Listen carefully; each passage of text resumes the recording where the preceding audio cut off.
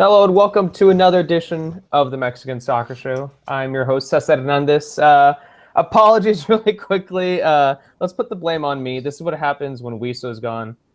I step in, I take charge, and just like Guillermo Ochoa last season with Malaga, there's a little bit of problems with when Kameni was injured. So I'm the Guillermo Ochoa from last season. Although Ochoa ended up doing better by the end of the season, but that's a different conversation. I don't even know why I'm getting. So there's hope for you. I don't even know why I'm getting. There's hope for you there. There's hope for me. Anywho, guys, thank you for thank you for being patient with us. Once again, I'm Cesar Hernandez. We're here to talk about the Liga MX quarterfinals. We're also here to preview the semifinal round of the year, which is coming up this week. So with us tonight to talk to the general public about these upcoming matches, we have Jason Markowitz, who is over somewhere in Philadelphia. Jason, how are you doing? Thank you by the way, for being patient with me while I set this all up. Thank you, man. How are you? I mean, it's all this is like strung together with just like glue and duct tape and just like wads of old gum. So it's just like it's all teetering on an edge. It could fall apart at any point. So the fact that like we regularly get this out relatively around 10 on Monday, I think is pretty impressive. So, it is what it is. Yeah, I signed on through AOL, and I just had a big problem. I'll get hopefully I'm going to get DSL within the next couple of weeks, and I'll be able to speed this all up. Johnny, you're about 3 miles away from me, 3 miles west of me, over in San Diego. Johnny, how are you doing? How are you doing with the weather, by the way? How's everything over there? It's kind of rainy over here in my area of town. Yeah, you know what? Here in San Diego, we pay a higher cost of living, so I'm feeling ripped off with this weather. I pay higher cost of living to not put up with this. So as you can tell, Johnny is pretty bothered with this weather. I'm sure he wasn't bothered with a couple of results from over the weekend, which is what we're going to talk about right now. Believe it or not, this is not a podcast about the weather. This is not a podcast about what Ochoa did last season. This is a podcast specifically today about the Liga MX playoffs. And let's get into the first game from the weekend. We're going to go over to Jason on this. Jason, Tigres 5, Pumas 0, man. That was I unfortunately wasn't able to watch most of the game because I was at Tijuana covering the Cholos game. But it was incredible the way that my phone was just blowing up constantly with all the updates on the goals and just what Gignac was doing. Just give us your thoughts on that match, man. I mean, did you get a chance to see it? Did you get a chance to see that? What Gignac with that, who suddenly woke up, who didn't have a goal before this match, and Vasco, I believe, was in September. Just tell us about the game. Honestly, my thoughts go back to the first leg, and with Tigres getting those 2 away goals. And honestly, when Jurgen Damm, he got that goal, like I think it was like right toward the beginning of the second half in the opening match in the Seu. With that second away goal, it just felt like that was like the nail in the coffin for Pumas right there. Pumas not winning their home games is not a sustainable thing for them if they're going to El Volcán after that. So Pumas like giving up the 2 goals right there. I'm thinking, okay, this is pretty much done. Like they came back, Pumas got the draw unexpectedly, even though Tigres really dominated that first leg. So going into that second match, I mean, there's slim hopes for Pumas because Pumas don't travel well. They haven't traveled well for a while. And wow, did they not travel well? I mean, they just that first half. I mean, Tigres came out and they were just all over Pumas. Just like the defensive pressure, just putting so much pressure on the ball whenever Pumas had it. Man, it was really something, and it was scary watching Tigres play like we expected to see Tigres play all year. Now, I don't know how much of that was Pumas kind of just coming out and putting on just a sad away performance, but I kind of think it's more of just Tigres putting on a show, and I don't know. It makes me wonder, and I wonder what you guys think of this, but it makes me wonder if Tigres have just kind of been in cruise control for a while this season, and have really just kind of like put their foot back on the pedal and just and show what they're capable of. As far as Pumas, I mean, they were very strong all season long. Their one and only loss this season came to Tigres. I forgot which match day, but I just think you mean at home though, right? Their only loss at home came to Tigres. So I think this was the most uneven match. I think that there was a clear it was very clear which team was stronger just going into this. And I think that 2-2 draw at UNAM was Pumas at their best. Their best was to barely draw level, giving up 2 away goals to Tigres. And then on the road where they haven't been that good, the unbalancedness of quality just poured all over the final score. No, I think that's something to bring up as well. I've gotten some criticism online for people say that I bad talk, or someone actually said that I hate. Why do I hate Pumas? I don't hate any Liga MX team. I personally didn't think that they were really deserving to be in the playoffs. I would have preferred to see someone like a Toluca in there. And it wasn't until that last weekend that they were able to sneak in. And I think although they did do very well at home, I'm still kind of hesitant about their away form. And you could see, and I think that's something to bring up in this match. Tigres definitely woke up. I mean, you shouldn't be ignoring a 5-0 result. But it was also a 5-0 result against a team that has struggled, who has had a difficult time in those away matches. And it's also a match where Gignac just decided, as I mentioned earlier, to finally step up, where after he was quiet for such a long time. So I'm still trying to figure out how important that Tigres result really is. And if they're really going to be able to do something like this against Leon, I think it's going to be just 2 entirely different opponents. I just don't think it's fair to compare someone like a Leon who's been undefeated for so long against a Pumas team, which I think has been kind of inconsistent for the most part. Any final thoughts on the game before we go over to talk about Tijuana and Leon? For me, it was just overall. Go ahead, Johnny. Go ahead. Oh, very quick. I would disagree that Pumas did not deserve to be in the playoffs. I think their home record was just enough to deserve a playoff spot. But at the end, I think they got their. I think they finished right where they needed to finish. Quarterfinal exit. Yeah, and I just think that there's something I saw with Tigres and just the manner of play, and maybe it just is like the fact that okay, we're in the playoffs now. We need the win. We need the result. And just you saw that intensity that we haven't seen. And they didn't need the intensity because they were going to always be in the top 8. And but just watching them on full throttle, and they really seemed like they just brought it up a level, was kind of a little scary, I think, for the rest of the league.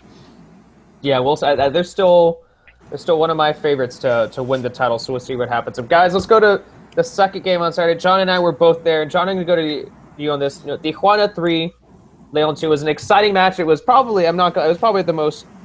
I'm just gonna go ahead and say that it was probably the most exciting match I've ever covered.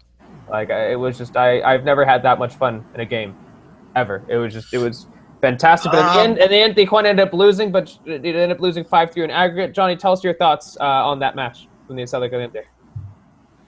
Well, we all knew that Tijuana was in for something very tough. Very unlikely, but not impossible. So much not impossible that's happened before. Tijuana coming back after losing in Leon, coming back to Estadio Caliente in the playoffs and defeating Leon 3-0. This happened to Tijuana in 2012 on their road to the championship. So I knew they had it in them. We've all seen the Tijuana attack all season long, and we all knew that Tijuana had it in them to make it a fight, to make it a very interesting fight, and they did just that. But unfortunately for me, everybody was expecting this to be very intense, a lot of fireworks in the pitch, and unfortunately for me, the referee was way too nervous.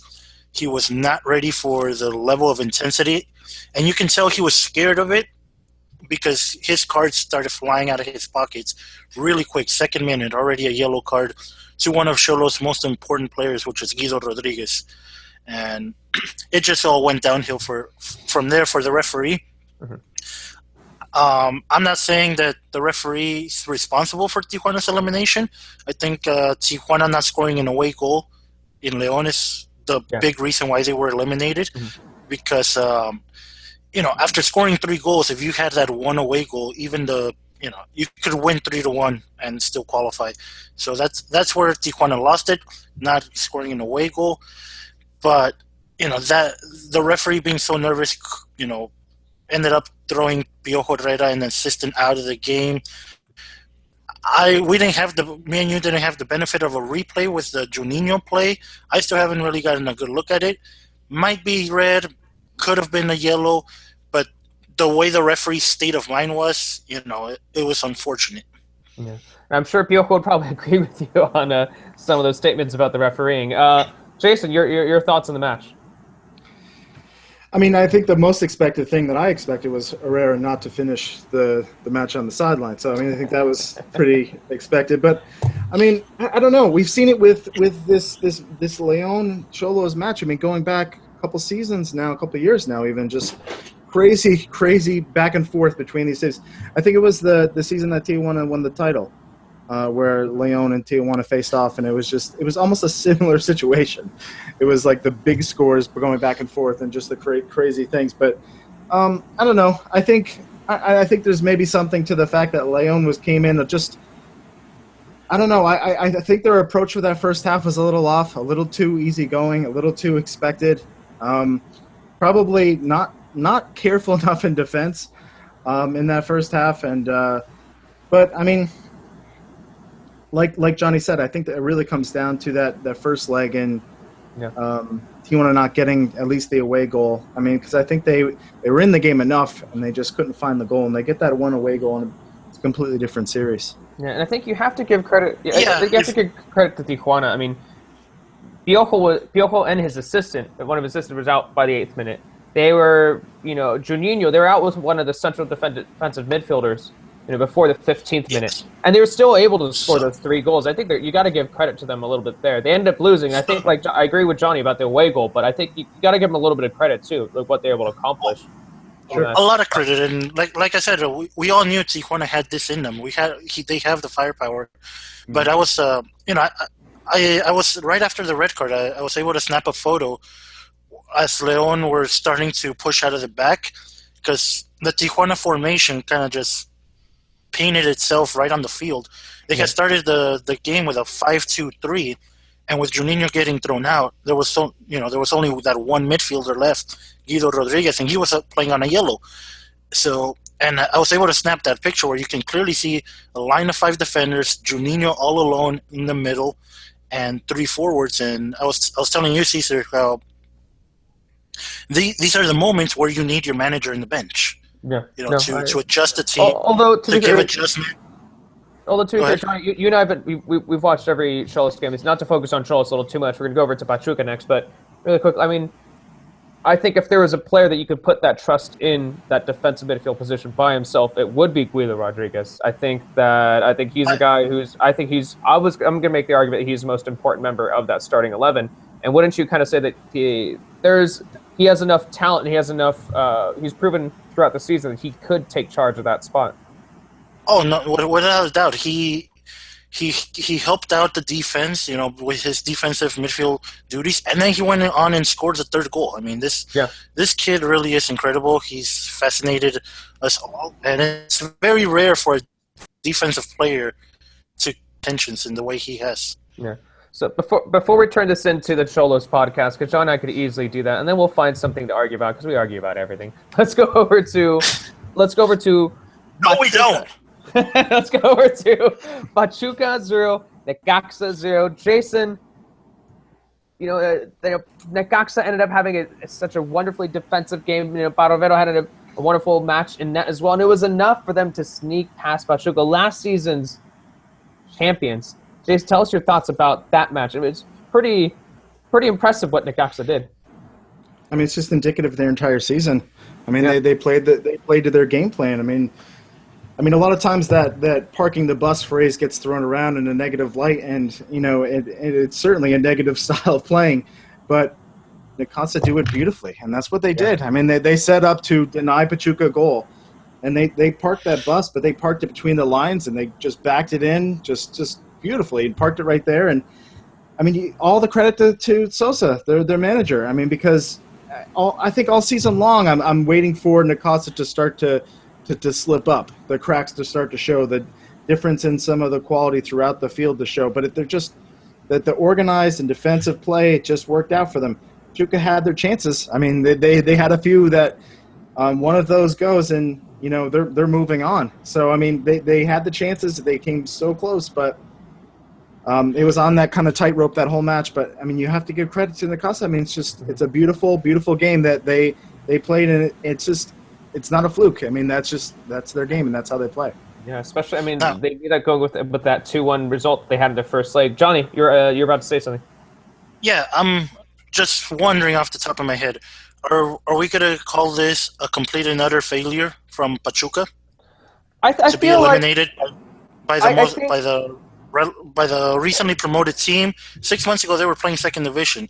Now they get the reigning Mexican League champions, second place overall in the league table. Probably one of the most balanced, strongest squad in Liga MX, because Xolos were very strong at home, a little weaker on the road. I think Pachuca were the most balanced team in Liga MX. So, for them to lose to the recently promoted team in playoffs, are we ready to call that a complete and utter failure?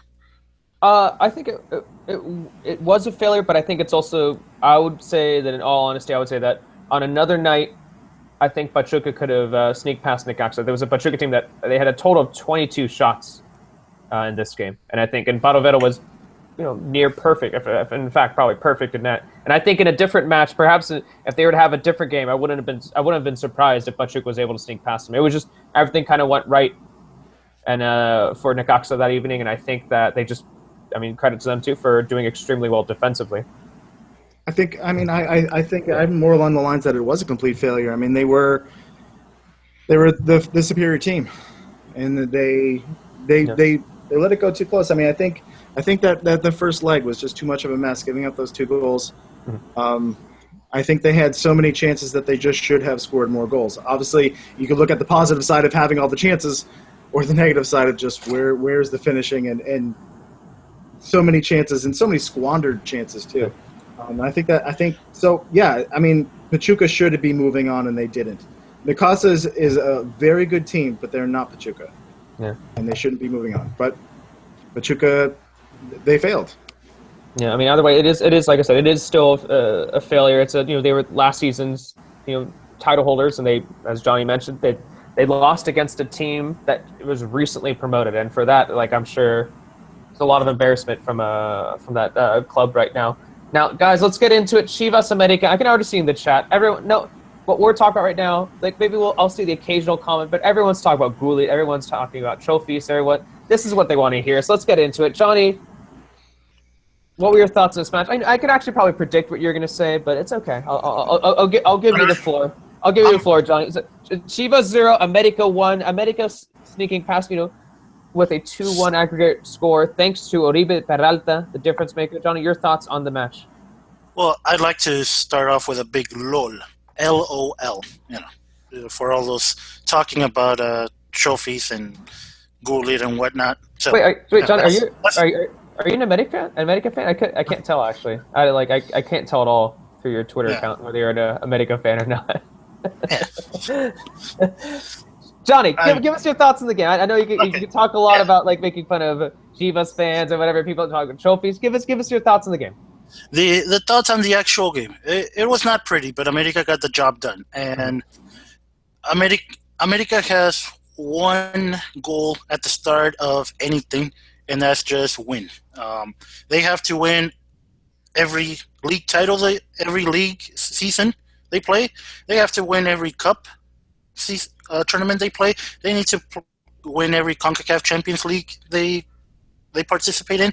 They need to produce results, and they produced one last night, and they eliminated their fiercest rival, Chivas. They got the job done.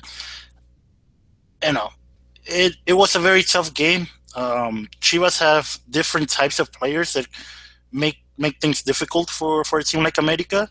Mm-hmm. But America was able to suppress that, was able to prevent Chivas from displaying, their attacking options. And, credit to La Volpe. I was not a big fan of La Volpe being the new America coach. He was a lot better option than Romano by far, but I was still not happy with it. But, he deserves his credit. He knew what Chivas were going to do, and he stopped them. Yeah, and a manager who is still undefeated, by the way. I think that's something to keep in mind as well. It might not be the most pretty results, but he's still undefeated. Jason, your thoughts on the match? I look at it as an overall just great performance from America. I think the defend. Nope. 25 minutes say that that Chivas had a good hold on the match where they're controlling a lot of the possession. They were getting some decent attacks, but as the game progressed, you just start to notice like where are the decent scoring opportunities, and they're just not coming up. America is just snuffing everyone out anytime they come within 20 yards of the box, or over 20 yards of the goal. Like it's just completely snuffed out. I mean, you have to just give as much credit to, as Johnny mentioned, the Volpe for the way they set up and just the defense across that back line just completely. I don't know. I think they were really pushing Chivas to just nothing was coming through the middle. Everything was with these weak crosses into the box that America was very much ready for. So I don't know. I think just a really kind of a sad performance from Chivas, but even more than that, I'd say just incredible performance from America. They just went out and won it. And I mean, you look at Chivas, the only team here of all these 8 matches that lost at home. So a pretty shocking result, I'd say. Considering after that opening match in Azteca, everything was set for Chivas to cruise here, and they couldn't do it. And all the credit to America and the way they just stifled them completely. Yeah, I will agree that I think America's defense, that was, if we're going to focus on something that was just, we could talk about Oribe. Oribe was obviously what he did with that header, which was a very well-placed header. I think that was the obvious difference maker. But I think the most important aspect and what really, got this win for America was their defense. You have that young guy like Edson Alvarez, who I've been very impressed by. You had Gold, who did a good job. I mean, it's just that central defensive unit right there. I think I was very impressed with, and they're the reason why I think America was able to surpass Chivas. Johnny? You know what? I think the aggregate score, says how the entire series went. I think America were better by 1 goal throughout the 180 minutes. America completely dominated, the first quarter, the first half of the first leg over Chivas. Then it got pretty even towards the second half. That's the game I think America deserved a 1 goal difference. And in this return leg, I think they were very even. I don't think. I think a draw would have been a fair result in this second leg, but overall, over the 180 minutes, I think America were just better by 1 goal. And I agree. I think America was perhaps in that first leg unlucky to not have a win. As much credit as we're giving La Volpe, we also need to hold him accountable for the stupidity of putting Oribe Peralta in Sambuesa's position in the first half. That was an odd move. It was a very strange move. It looked like he was playing the midfield position. Yeah. Having Michael Arroyo at your disposal, and you do something that stupid in such an important game. I think the fact that he got the result, we're now making a bigger deal out of it. But I was something that I'm not very happy with. I suspect he was just trying to balance the playing field with Almeida using Gullit in the midfield, just kind of use Peralta there, just kind of 2 midfielders that aren't really doing much in that position. So also, I was I was gonna send out a tweet and be like, all right, you take out Silvio Romero, but you keep in Oribe. And I was thinking about tweeting that out in the second half, and right before I was about to send that out, Oribe scored. I was like, all right, good thing I didn't tweet that out. Kind of looked like a fool. Okay with not sending that out there. Guys, before we go into the semifinals, any final thoughts on the quarterfinals in general? Yeah, I mean, I don't think we covered Chivas as much. I mean, the same question I asked about Pachuca. Yeah. Is this a failure for Chivas? Are Chivas one of the big teams in Mexico that are expected to win the title, like America are? No, I think I would say it is a failure. I think especially you would say that after what Chivas has done in the past to America during this current season.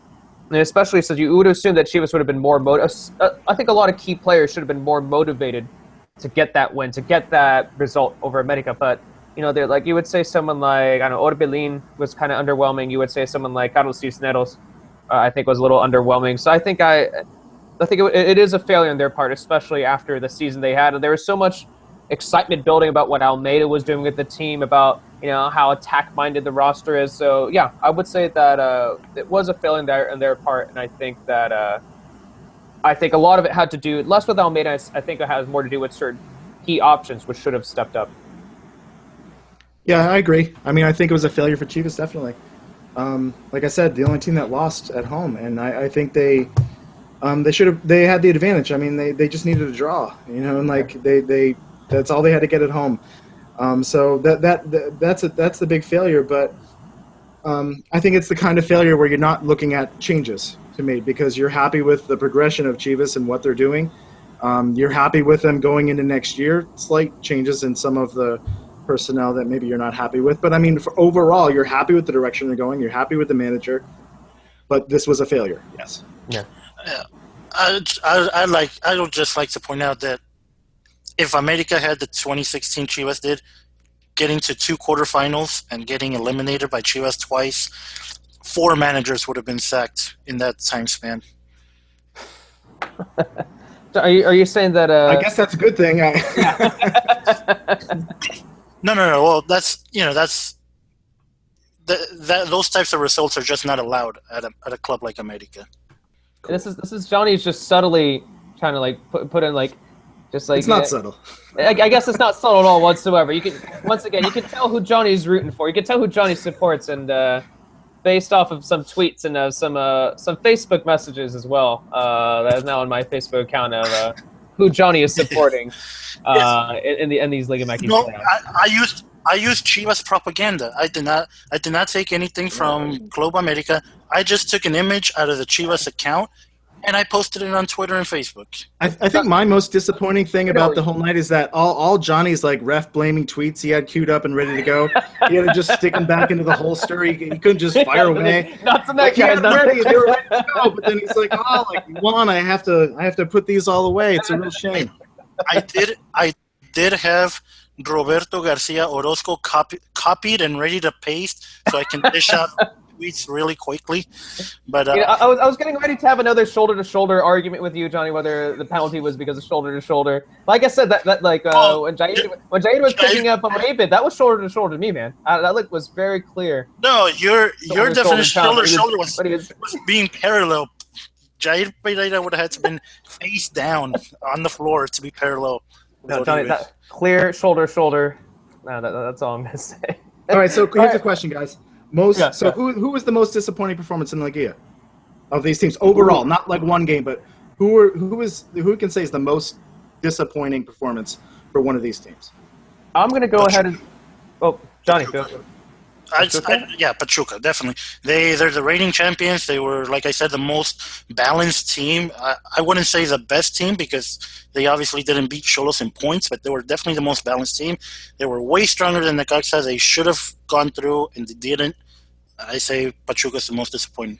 You know, I'm gonna have to agree with Johnny. I'm leaning towards Pumas. And leaning a little bit towards Tijuana, but I have to say Pachuca as well. As Johnny said, they're the reigning champions. They should have been able to get that win last night with all those opportunities they had. I don't know. I'm gonna say Pachuca as well. Jason, what do you think? Yeah, it's probably. I mean, Pachuca is probably the right answer. I think there's probably an argument to be made that it's Chivas. If it wasn't for the performance America put in, I think a lot of credit goes to their performance. But it's pretty close with Chivas just being. I think they were pretty disappointing last night. Yeah. All right, guys, let's talk about the upcoming semifinals, just because that's what the people want to hear. Obviously, we can recap these quarterfinal matches, but they've already seen them. They want to know what our thoughts are on these semifinal matches. And the first match that we're gonna get León versus Tigres on Wednesday. We're gonna get Torrente's attacking, exciting side against Tuca Ferretti's organized roster. I think it's gonna be fascinating. And I'm gonna go over to you, Johnny. Johnny, what are your thoughts on this? Tell us your thoughts on León versus Tigres and who's going to win this and why? But I'm not talking about the first leg. I just mean the series. Series, yeah. So I have Tigres going through in the series. Like we talked about in your Periscope on the Estadio Caliente field.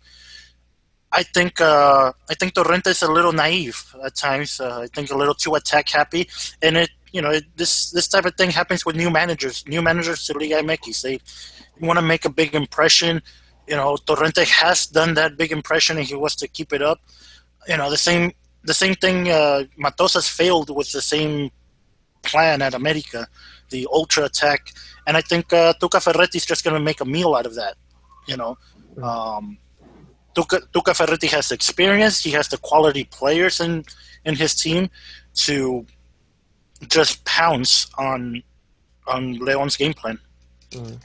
Jason, your thoughts? Who's gonna win this series and why?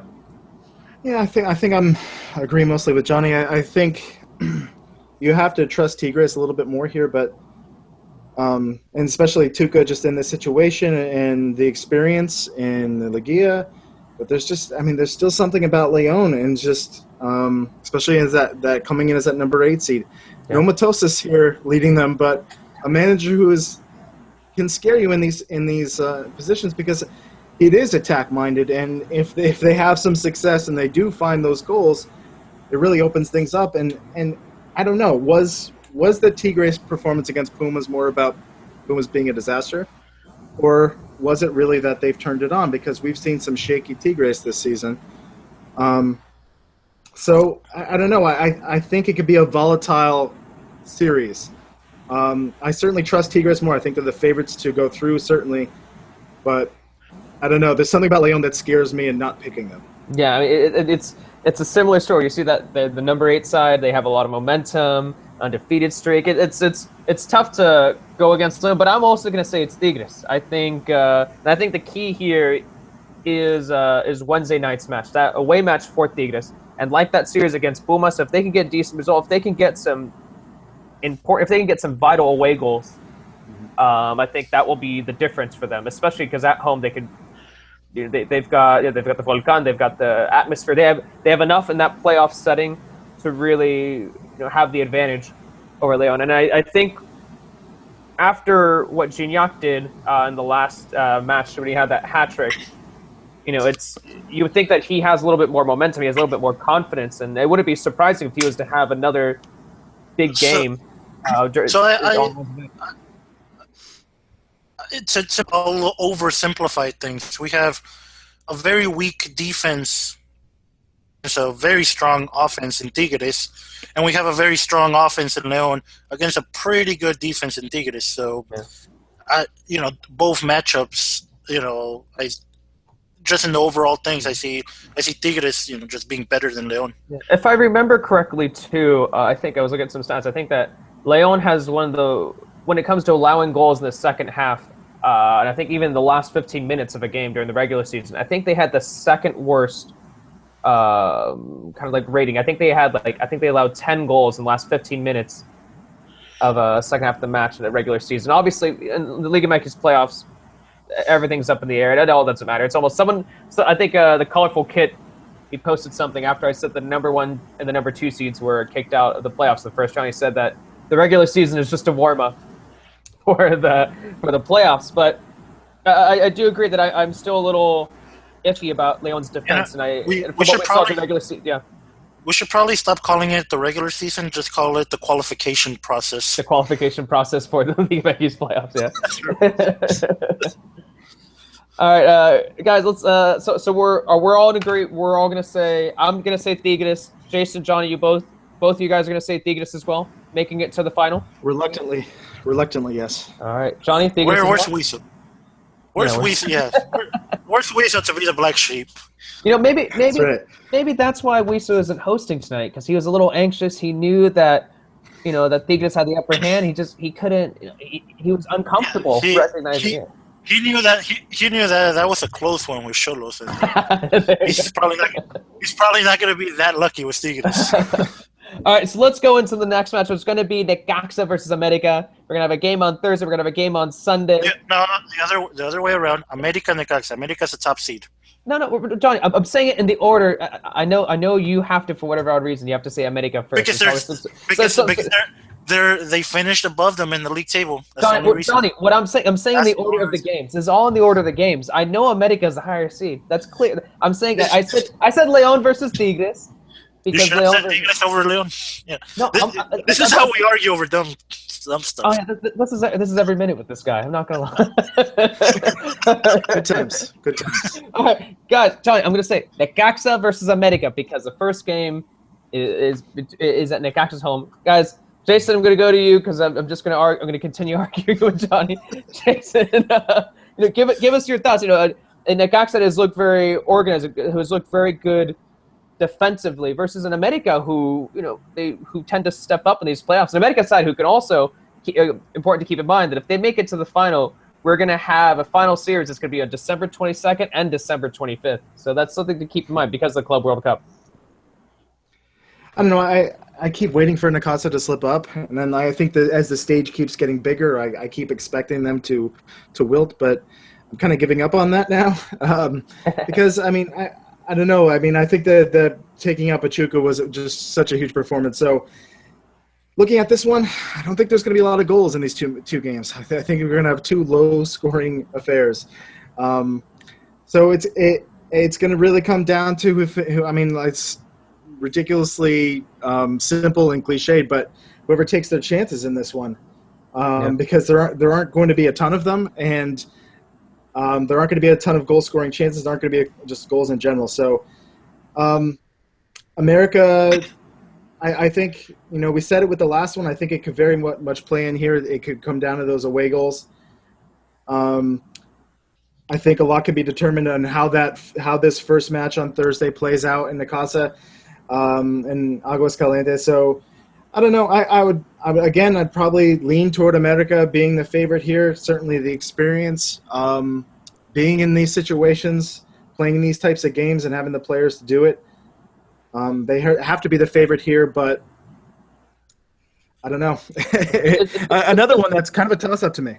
It's difficult, Johnny. It seems like it's a difficult series to predict. I think we know who you're going to root for, who you're going to say is going to win the series, but is it who we think that you're going to be supporting? Are you going to say it's going to be a clear, easy win for America?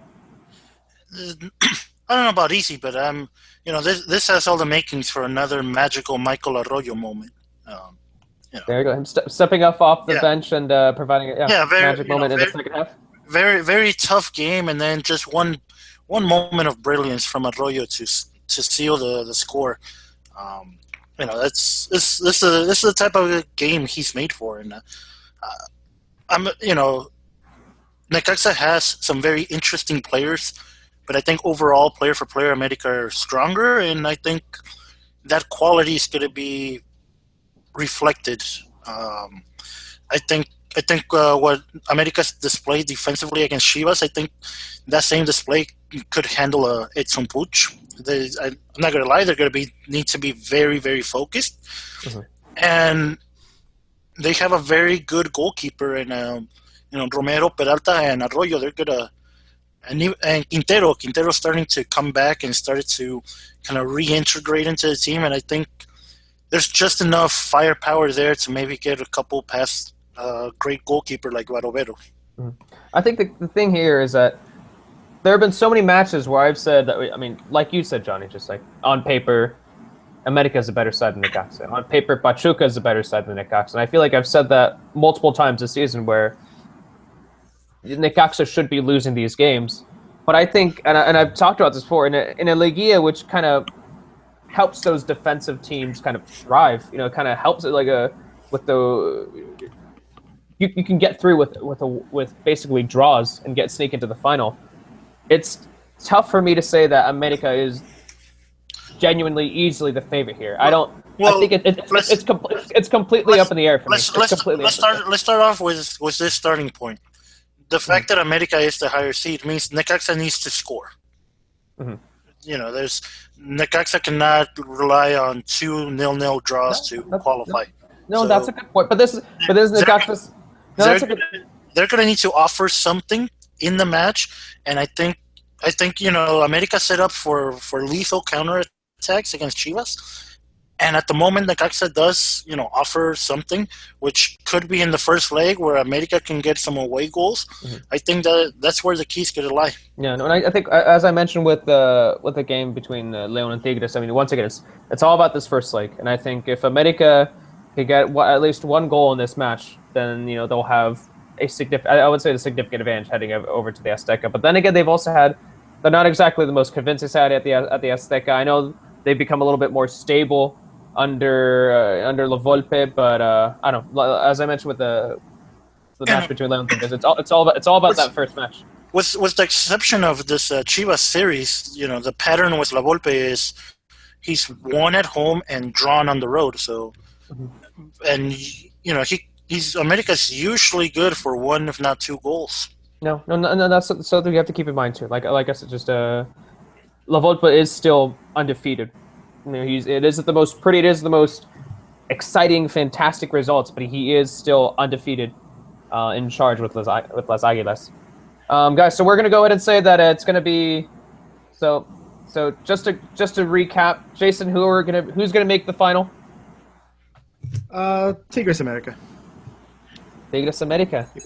All right. Tigres America for the third championship series in a 2-year span. I'm gonna say Tigres Necaxa. I'm gonna say Tigres Necaxa, mostly just to spite Johnny, just to kind of bother him. That way I can when Necaxa somehow magically sneaks past them. You're the one that got eliminated from our prediction challenge. So. Yeah. Oh, most definitely. No. Amy did a wonderful job, and she should probably be hosting the show because she's doing a better job. She's doing a better job than I am right now with Liga MX predictions. So, Amy, that's all you, Amy. It's just bad luck that the number 1 seed Jason has to get eliminated by the number 2 seed Johnny. 1 versus 2 in the semifinals too. Come on, man. It's crazy. All right, guys. All right, so just to wrap up the show, let's talk about the Confederation Cup. Mexico. So on Saturday, if you guys woke up early enough, I woke up early enough. I don't know why. There was 30 minutes of just I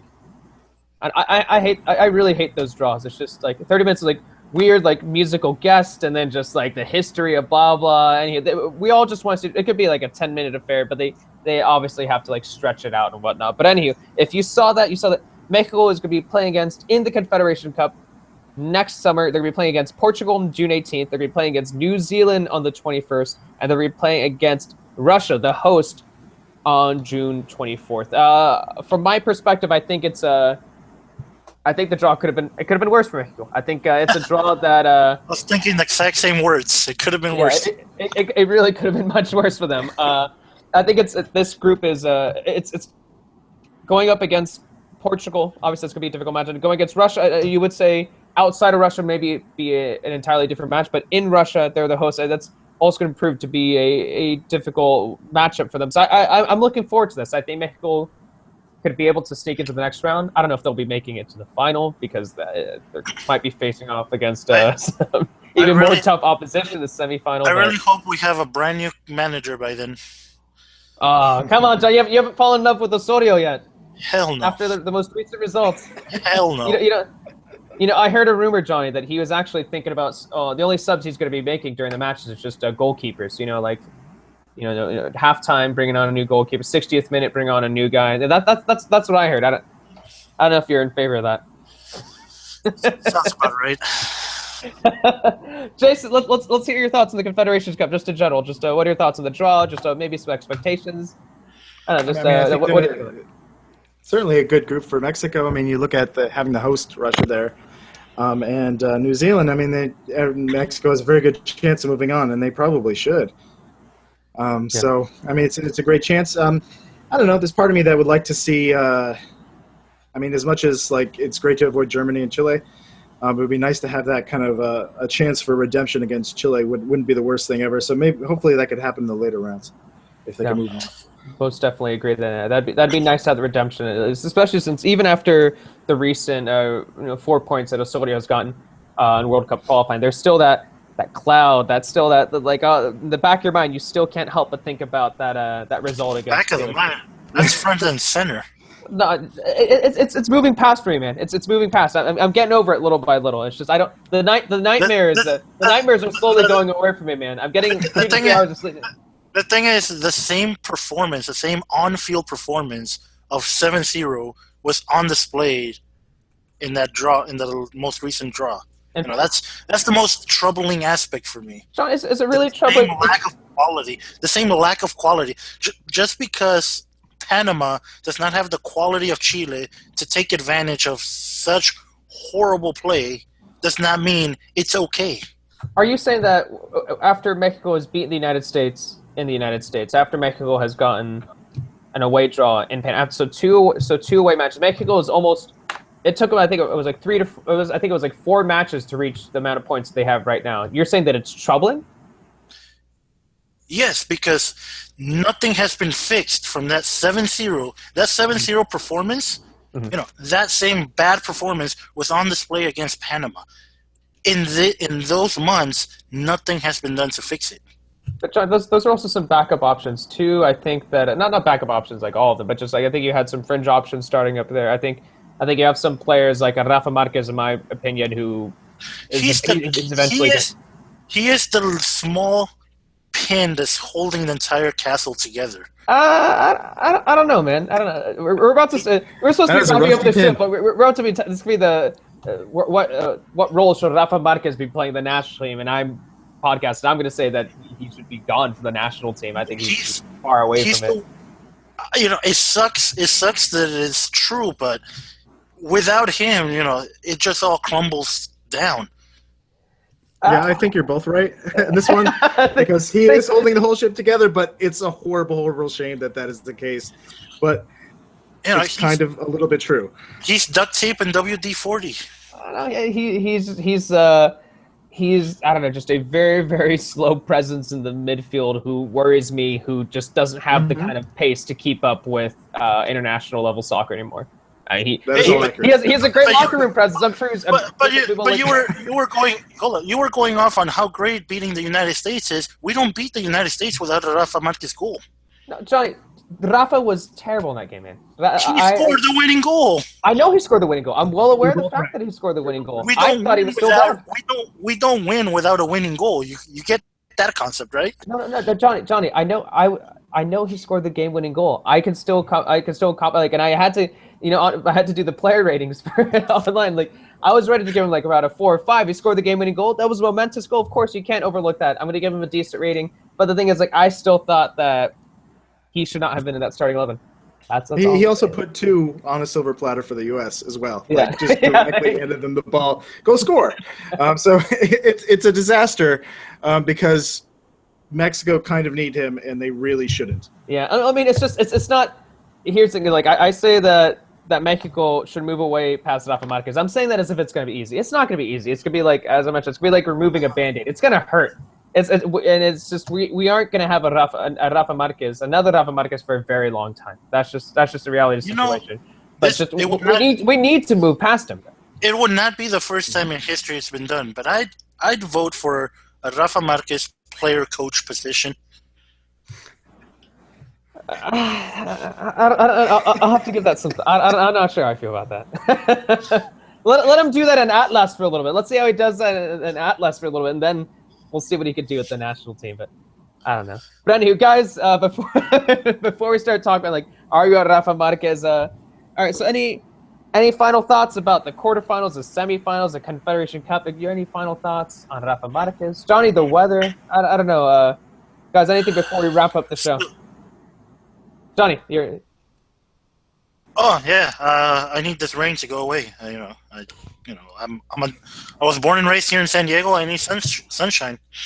Yeah, I'm not gonna lie. It's a little confusing as someone who was born and raised in California. I kind of looked outside and was confused what this this is stuff that was falling from the sky. That like gray stuff that's hanging out up in the sky. I don't know what those are either. But I'll check it out and I'll post it up on Twitter later. Also, I really like California people complaining about the weather. Like, just stop, please. Stop. Okay, that's fair. That's fair. Just stop talking. That's fair. It is a very chilly 55 degrees. Oh, did he? I got my snow jacket ready. It's about to snow at any point now. So, Jason, your final thought, quarterfinals, semifinals, Confederation Cup, anything? I really don't want to see a Tigres America final. We've seen that a few times recently, and they've been terrible, terrible games. I really hope that doesn't happen, but I kind of think it will. Yeah. It's going to be a very Merry Christmas. Yeah, someone really quickly, someone asked online, said that when does the Club World Cup start? That starts on December 8th. America will have their first match on December 11th. So if America makes it to the final, Liga MX Liga final for the Apertura, that means that the final will be postponed. The final series will be postponed until December 22nd and the 25th. So we might have a Christmas Day Liga MX final, but at least for me that doesn't really matter because my family always celebrates Christmas on the 24th, and the 25th you just visit the other side of the family, which I guess you kind of care about less. I don't know.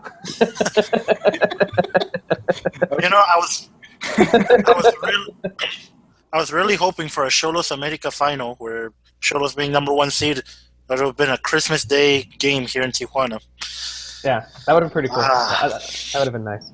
All right, guys, thank you everyone in the chat. Thank you and apologies once again for that little bit of a delay. We'll put that on me. I'm still trying to figure this out. This is what happens when Wiso is missing. That I step in and then the show is delayed about 15 minutes. Thank you to Johnny. Thank you to Jason. Let's see what happens in these Liga semifinals. I'm excited. I'm thrilled for them. And hopefully we'll see some more exciting matches because over the weekend there's some pretty incredible results. But once again, thank you and have a good night. See you guys later. That's it.